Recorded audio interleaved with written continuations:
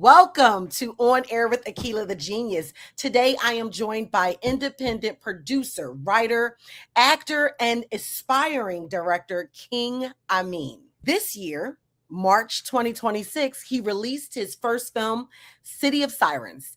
City of Sirens is an urban film based on a young man named Millie, a rising musician fighting to overcome the streets to break into the music industry.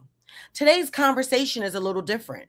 In this special episode called The Flip Side, we're taking an in-depth look at the other side of creation from King Ameen's perspective. What happens when success is within reach, but things behind the scenes begin to unravel? How quickly can an opportunity turn into conflict? This is a real conversation about the business of film, the risks creators face, and what can happen when you're not on the right side of the coin.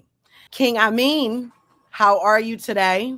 I'm doing well, thank you. Thank you for having me. The last time we spoke, we were celebrating. We were celebrating your film landing on BET Plus, Tubi. We weren't sure where it was going to go yet, but things were looking up. And at what point did you realize that behind the scenes, something wasn't quite right?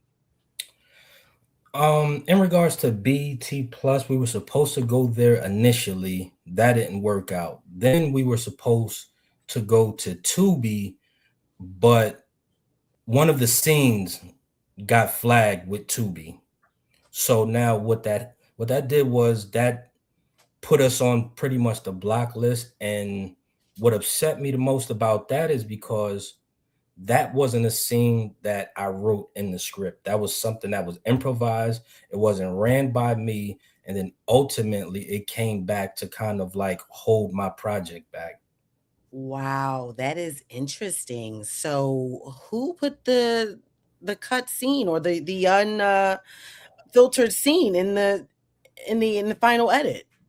Well, one of the execs, he made an executive decision, which I'm not upset about because I don't like to be a dictator, even though it was my film. However, I feel like if something was implemented into the film or taken out, it should have been ran by me to see how I felt about it initially, and it wasn't. So ultimately, that kind of took us off the table with Tubi as well. The film is released. Where has it been released? It's been released on In The BLK Network.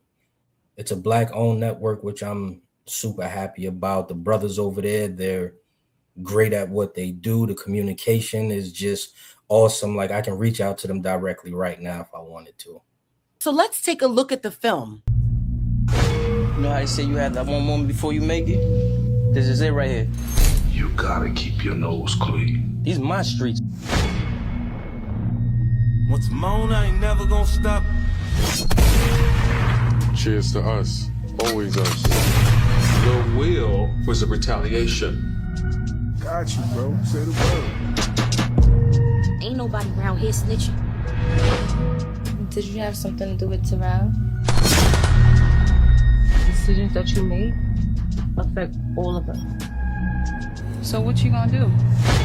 Everything I do is intentional. This is my city. This is my show. These my people. They here to see me.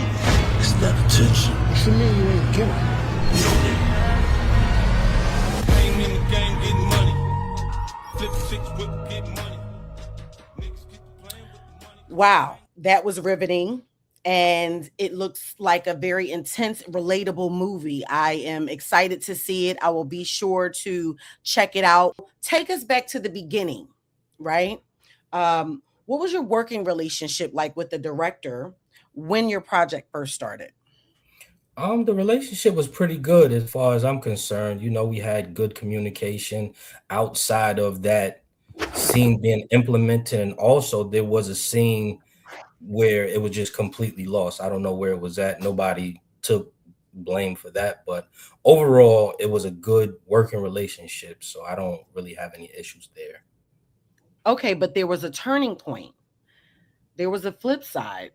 So explain to me what exactly happened and how the dynamic between you and the director had changed. Okay. So in the midst of us trying to find a home for the movie. Initially, after the BT Plus deal fell through, we were going with Tubi. So now, with that being the case, there were two movies that were filmed and released on Tubi after my movie was filmed, and I kept being told to be patient and don't rush the process, which was kind of like a slap in the face for me because I couldn't understand how you managed to film two additional movies after my movie, have red carpets for them, and then get them released on the same network that you were promising me that we were going to be released on. So that was the turning point.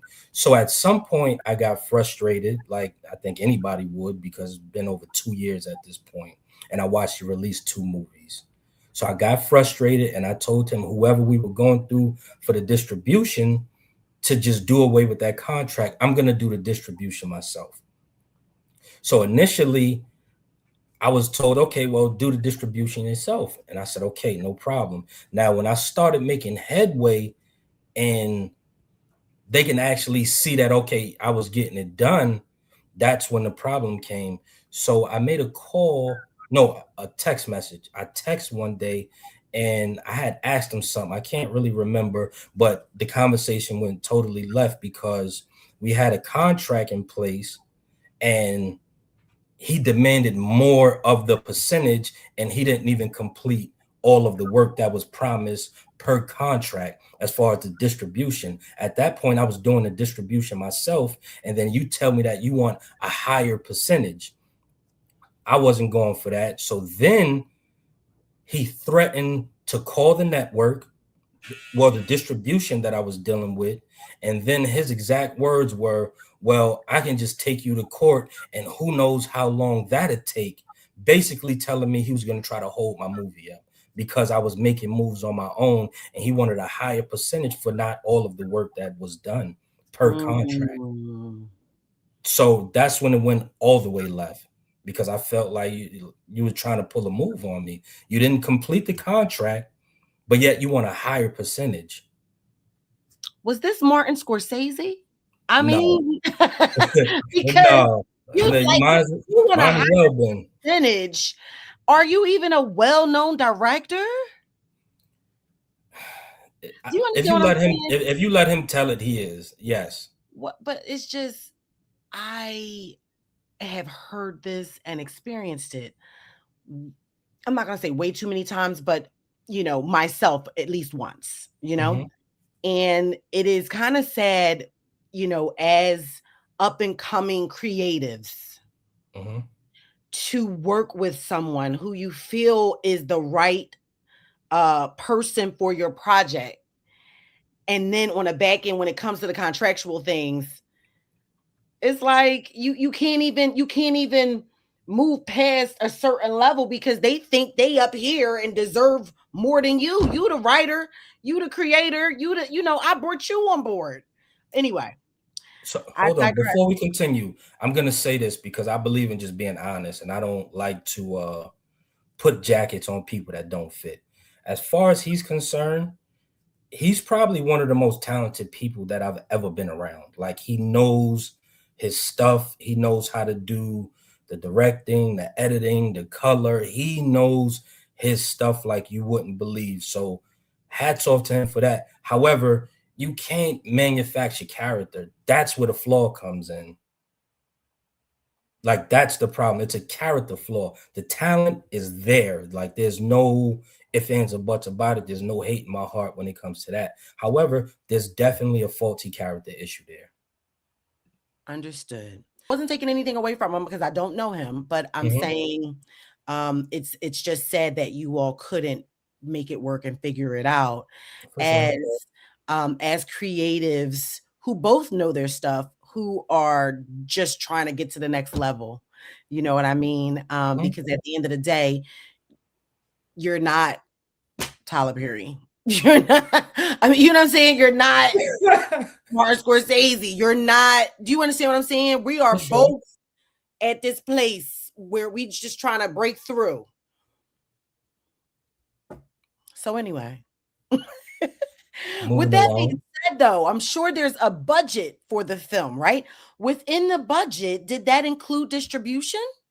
Yes, the contract was pretty much a standard contract with me having the majority of the percentage because I'm the sole financial provider for the film. No one put a dollar into the film. I'm the only one who put money up. With it being my film, okay, I understand that part. So, yeah, the budget like exclusively came from me.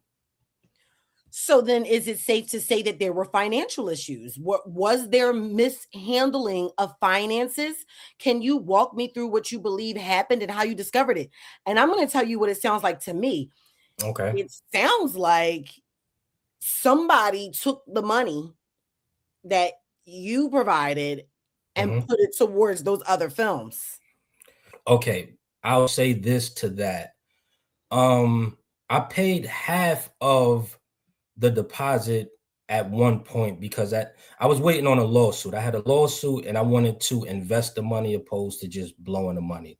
So I sent half of the deposit and it probably took about a month and a half, let's just say 2 months for me to send the other half. So I sent the pre-production and we were waiting on a post-production. The second that I got the remainder money from the lawsuit, I sent the money for the post-production. Now, in between that month and a half to 2 months, I truly believe that the pre-production money was spent on whatever. I'm not going to say it was on another film, what have you, but it was definitely mishandled. Okay. So looking back, do you think that there were any red flags early on that you may have overlooked? Maybe, maybe. All right, I'll put it to you like this.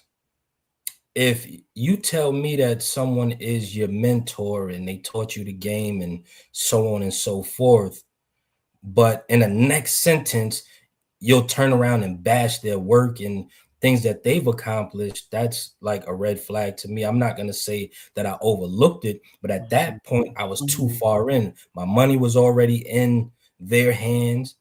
Contracts were already signed. So to halt things at that moment, it would have only hurt me. A lot of creatives focus on the art. How important is it to understand the business side when producing a film? The business is everything. Honestly, you can have all of the talent in the world, like you can be great at your craft. However, if you don't know the business side of things and you're dealing with someone who doesn't have the best character, they're definitely going to take you on a ride. Mhm. It's just going to happen. It's happened way before me. And unfortunately, it's going to continue to happen. So I implore everyone to dive in and get to know the business aspects, get to know these contracts, get to know who like these people are in contact with as far as the distribution, because that was hidden from me. I didn't even know who the contact person was as far as the distribution. I didn't sign any paperwork as far as the distribution. I didn't do any of that stuff until I took control of my own distribution. And that's when I started learning the business. Got you. Okay. What are some concrete steps that filmmakers, writers, producers should take to protect themselves financially and legally before and during a project? I would say get everything under contract. What I would never do again was like send half of the money, you know, with that much time in between because people have bills, people have whatever they have going on. A lot of the times that money that you sent won't be delegated to what it's supposed to with that type of gap in between. So I would say to anybody, make sure you pay in full. Make sure everything is under contract. Make sure that you specify that there's nothing to be added or taken out your film without your knowledge, because it can come back to hurt you as it did me.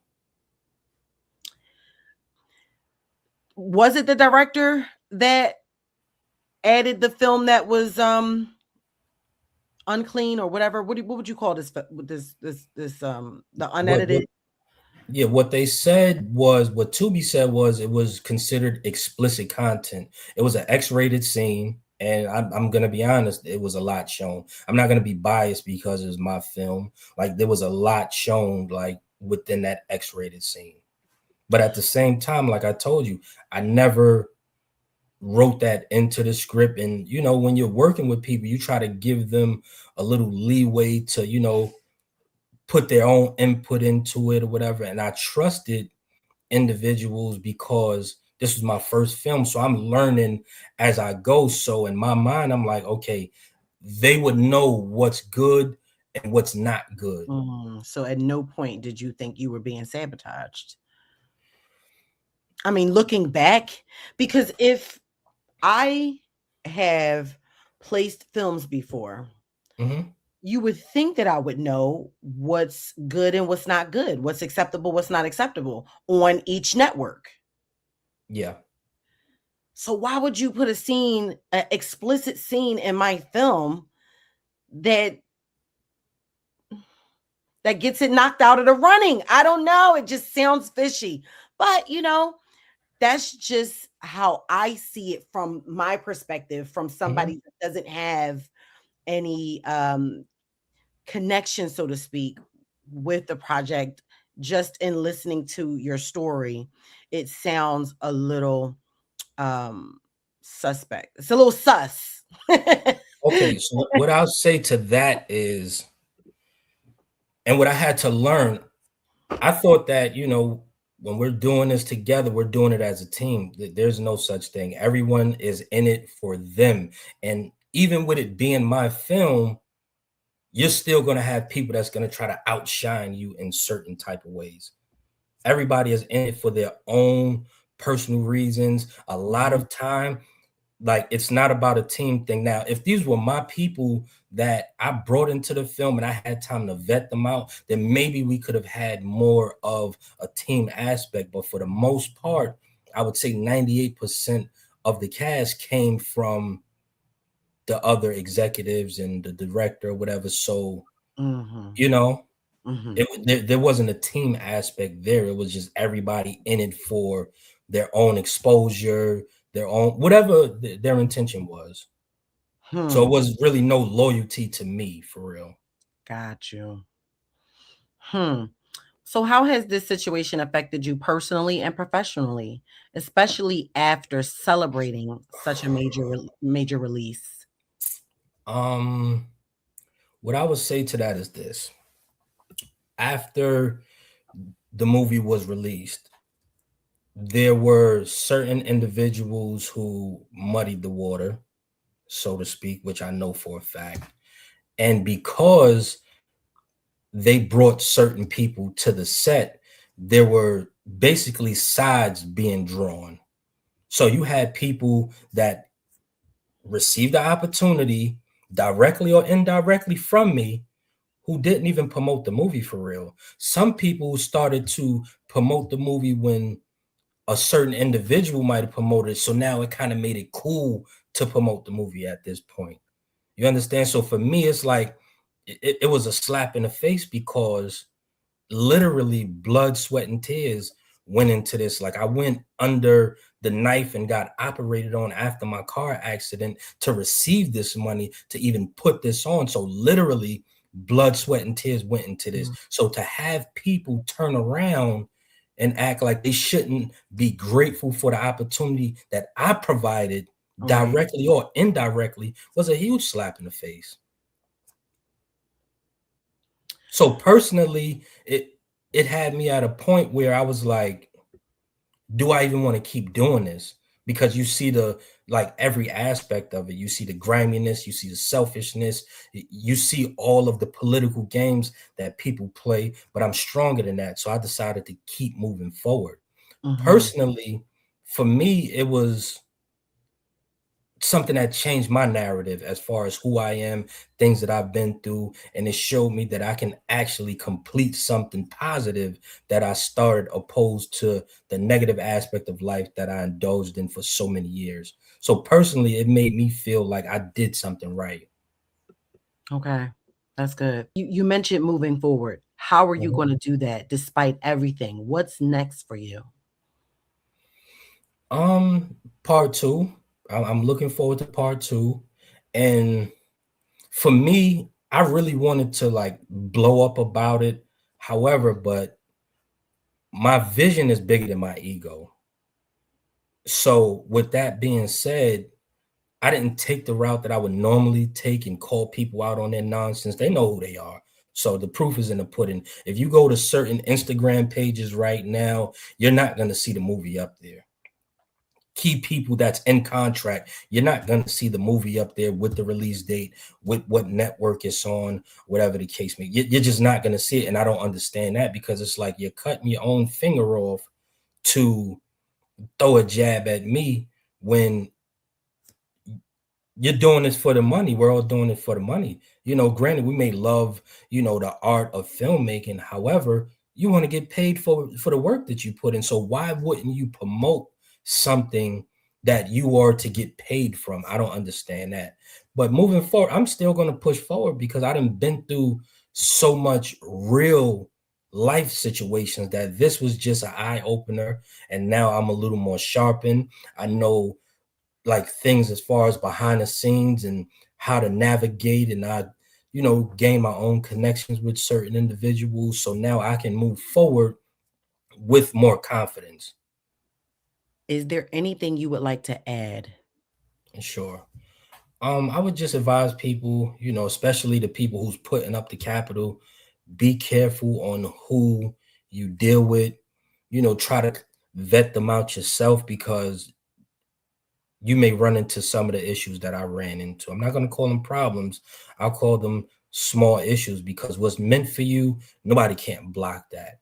What's not meant for you is just not going to come to you. I don't care how hard you try. So just be careful on who you deal with, especially when it comes to this business. Get everything on paper and make sure everything is laid out to where there's no room for any type of discrepancies. And also, you have to take an aggressive approach when you're dealing with your project, your money, your baby. You can't sit back like I did and expect that people are going to have your best interests at heart, because most of the people are in it for themselves. Well, thank you so much, King Ameen, for joining me today. Thank you for having me. As we've heard today, the journey from creation to release isn't always what it seems. Behind every finished film, there's a story. And sometimes that story doesn't end when the cameras stop rolling. I want to thank King Ameen for pulling back the curtain and sharing his truth on the flip side. Conversations like this don't just tell one person's story. They help to inform, protect, and prepare the next generation of creators coming into this industry. To every filmmaker, writer, producer who may be watching, know your worth, protect your work, and know the business as much as you know the craft. This has been On Air with Akilah the Genius. Stay informed, stay creative, and I'll see you on the next one.